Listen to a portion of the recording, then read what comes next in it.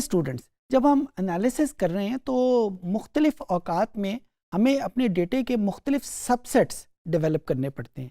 For example, मेरे पास एक data set मौजूद है जिसमें मेल का डेटा भी है और फीमेल का डेटा भी है। अब अगर मैं मेल के डेटे को अलहदा कर लूँ, फीमेल के डेटे को अलहदा कर लूँ, इनके आपस में कंपैरिजन के लिए, सो टैब्ल्यू की ज़ुबान में मैं इसको कहूँगा कि मैंने उस डेटा सेट में सेट्स डेवलप किए हैं।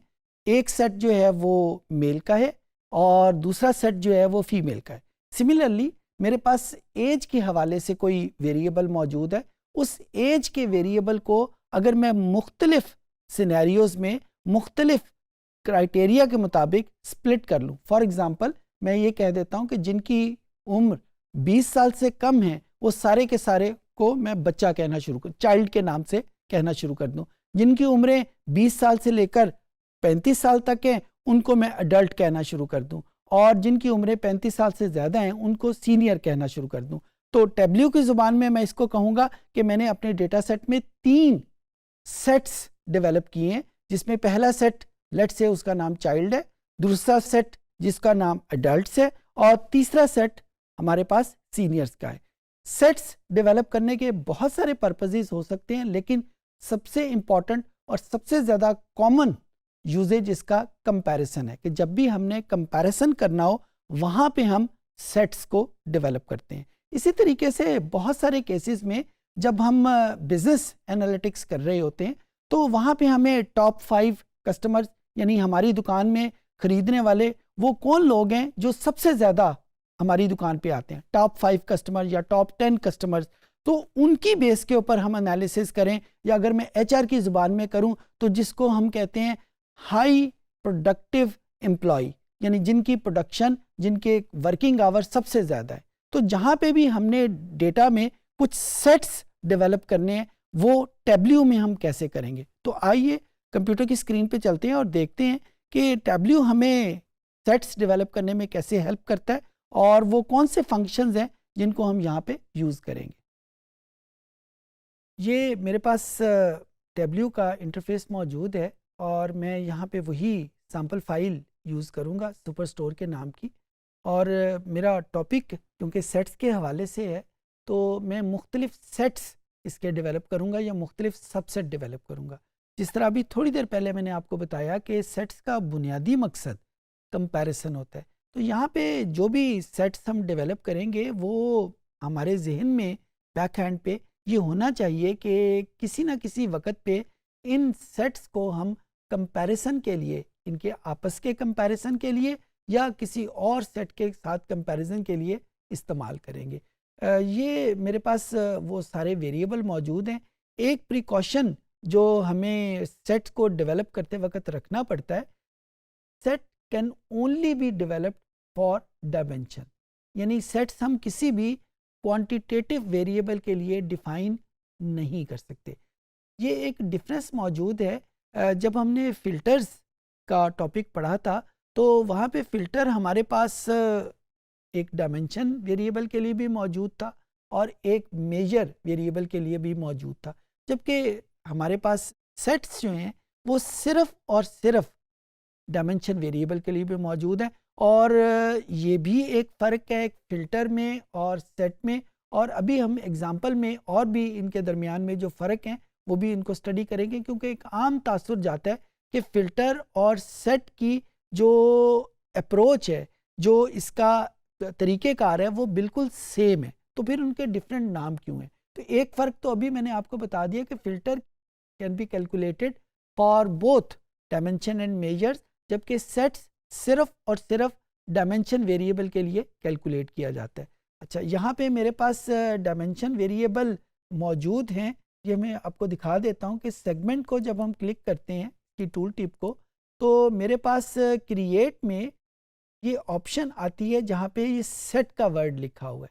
लेकिन अगर मैं यही किसी मेजर को क्लिक करूं और इस टूल टिप को क्लिक करूं और यहाँ पे क्रिएट को क्लिक करके सेट का बटन प्रेस करना चाहूँ तो यहाँ पे मेरे पास ऐसी कोई ऑप्शन मौजूद नहीं है। तो set can only be calculated for dimension variable. जी, मैंने यहाँ पे सेगमेंट के हवाले से इसको क्लिक किया और इसको सेट का बटन मैंने क्रिएट कर लिया, यानी एक सेट में डेवलप करना चाहता हूँ। और वो सेट क्या है, उसमें सिर्फ कंज्यूमर मौजूद है। तो अब मैंने एक सेट डेवलप किया, उसका नाम मैंने रख दिया कंज्यूमर्स और इसको मैंने ओके कर दिया। अब इसी को अगर मैं गौर से देखूं तो यहाँ पे कंज्यूमर के नाम का मेरे पास एक आइकन बना हुआ आ जाएगा और इसके अगर स्पेसिफिक आइकन को देखूं तो ये आइकन वही है जो एक सेट्स को आइडेंटिफाई करता है। ये हमें इंडिकेट करेगा कि ये वेरिएबल हमारी डेटाबेस में मौजूद नहीं है, बल्कि इसको मैंने सेट के नाम से खुद बनाया। एक और हम सेगमेंट ही से एक सेट डेवलप कर लेते हैं। सेट को क्लिक किया और यहाँ पे मैंने कंडीशन लगाई। इस कंडीशन के मुताबिक बाय फील्ड, और फील्ड जो मैं यूज़ करता हूँ वो मैं प्रॉफिट के नाम की यूज़ कर लेता हूँ और मैं ये कहता हूँ कि sum of the profit is greater than 40। अब यहाँ पे इसको मैं सेट का नाम दे देता हूँ प्रॉफिट 40, ताकि मुझे खुद भी याद रहे कि इसकी वैल्यू क्या है। अब ये जो सेट है जिसका नाम प्रॉफिट 40 है, ये हमें आइडेंटिफाई करेगा उसी कस्टमर सेगमेंट को देख के मैंने सेगमेंट सेट इसका डेवलप किया है, लेकिन यहाँ पे एक और फील्ड को यूज़ करते हुए मैंने इसको यूज़ कर लिया। यहाँ पे इसको अगर मैं ग्राफ में कन्वर्ट करूँगा तो कंज्यूमर, ये मैंने जो नया वेरिएबल यूज़ किया था, और यहाँ पे इसका प्रॉफिट अगर मैं रखूँ तो मेरे पास ये दो मुख्तलिफ वैल्यूज़ आ जाएंगी। अब यहाँ पे प्रॉफिट 40 को अगर मैं यूज़ करता हूँ तो ये एक बिल्कुल डिफरेंट सिनेरियो मेरे सामने आ जाएगा को कलर में, कि ये मुझे वो वैल्यूज़ देगा यहाँ पे जो कंज्यूमर में मौजूद हैं। एक इंफॉर्मेशन या एक एम्बिग्विटी यहाँ पे शायद आप देख रहे हैं। वहीं मैंने सेट के वेरिएबल को क्लिक किया और इसको यूज़ करना चाहा, एक लफ्ज़ यहाँ पे लिखा हुआ आ गया इन ऑब्लिक आउट। ये हर उस जगह पे इस्तेमाल होगा जहाँ पे हम सेट को खुद से डेवलप करेंगे। यही चीज़ मैंने यहाँ पे यूज़ की थी कंज्यूमर के नाम की। तो यहाँ पे भी आप देख रहे हैं कि मेरे पास ये इन एंड आउट लिखा हुआ आ गया, और यहाँ पे जो उसने कलर स्कीम डेवलप की है वो भी इसी इन और आउट के रेफरेंस से की है। अच्छा, ये बेसिकली शो करता है कि ये सेट बना कहाँ से था। ये सेट हमने सेगमेंट से बनाया था।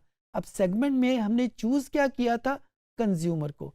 तो इनका मतलब ये होगा कि जो कस्टमर उस कंज्यूमर की कैटेगरी में फॉल करते हैं वो इनमें आ जाएंगे, और आउट शो करेगा जो कि उसमें फॉल नहीं करते। यानी एक ही गो में हमें ये दोनों इंफॉर्मेशन प्रोवाइड कर रहा है, जो इस सेट में मौजूद हैं उनकी भी और जो उस सेट में मौजूद नहीं हैं उनकी भी।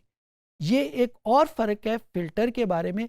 फ़िल्टर में जब हम किसी वेरिएबल को फ़िल्टर के तौर पे यूज़ करते हैं तो या तो वो हमारी कैलकुलेशन में मौजूद होता है या वो मौजूद नहीं होता, जबकि सेट में हमें ये दोनों इंफॉर्मेशन मिल रही होती हैं कि उस सेट में, उस डेटा सेट में हमारे पास इन कितने यानी वेरिएबल शामिल कितने हैं और आउट कितने हैं जो कि उस वेरिएबल में शामिल नहीं है।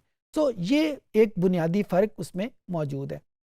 एक और किस्म का सेट हम डेवलप कर लेते हैं, और लेट से ये सेट जो है मैं डेवलप करता हूँ उसी सेगमेंट को यूज़ करते हुए, क्रिएट सेट, और यहाँ पे एक जो तीसरी ऑप्शन मेरे पास आ रही है, कंडीशन को अभी हमने यूज़ किया, एक तीसरी ऑप्शन जो मेरे पास आ रही है वो टॉप के हवाले से है। ये टॉप का वर्ड जो है ये अभी जब हमने फ़िल्टर को डिफ़ाइन करना चाहा था वहाँ पे भी यूज़ किया था। यहाँ पे इसके मतलब थोड़े से डिफरेंट है। वो क्या डिफरेंट होगा कि टॉप का मतलब ये फील्ड के रेफरेंस से वेरी करेगा। मैं कोई भी यहाँ पे डिफ़ाइन कर सकता हूँ कि टॉप 10 लेना चाहता हूँ या क्रिएट अ न्यू पैरामीटर, अपनी तरफ से 20 या 30 या कोई और पैरामीटर डेवलप करना चाहता हूँ या 10 ही के साथ स्टिक करना चाहता हूँ। दूसरे नंबर के ऊपर क्या ये वेरिएबल सिर्फ प्रॉफिट के ऊपर अप्लाई होगा या किसी और वेरिएबल को भी इसमें शामिल करना चाहिए, या उसका हमने सम यूज़ करना है या कोई और क्राइटेरिया इसमें यूज़ करना है। ये वही क्राइटेरिया हैं जो कि हमें क्रिएट फील्ड के हवाले से भी मिलते हैं।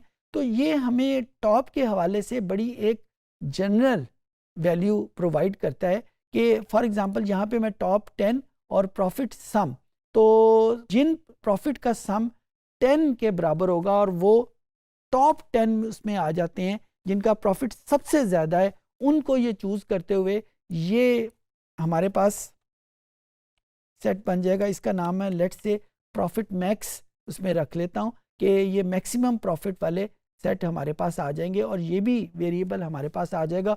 और जब भी मैं इस वेरिएबल को यूज़ करूँगा इसमें भी इन और आउट दोनों वेरिएबल मेरे पास मौजूद होंगे। इन वही होंगे जो उस सेट में मौजूद हैं और आउट वो होंगे जो इस सेट में मौजूद नहीं है। अगर मैं इनकी न्यूमेरिकल वैल्यू देखूं तो यहाँ पे आपको इन एंड आउट दोनों वैल्यूज़ लिखी हुई नज़र आ जाएंगी। ये बुनियादी तौर पे फ़िल्टर के साथ उसका फ़र्क है। उम्मीद है चीज़ें आपको समझ आ गई होंगी। इस सेशन में हमने देखा कि टैब्ल्यू की मदद से हम अपने डेटा सेट्स में मुख्तलिफ सबसेट कैसे डेवलप करेंगे, मुख्तलिफ सिनेरियोज़ कैसे डेवलप करेंगे और टैब्ल्यू की ज़ुबान में उनको सेट्स कहते हैं, वो कैसे डेवलप करेंगे। उम्मीद है चीज़ें आपको समझ आ गई होंगी।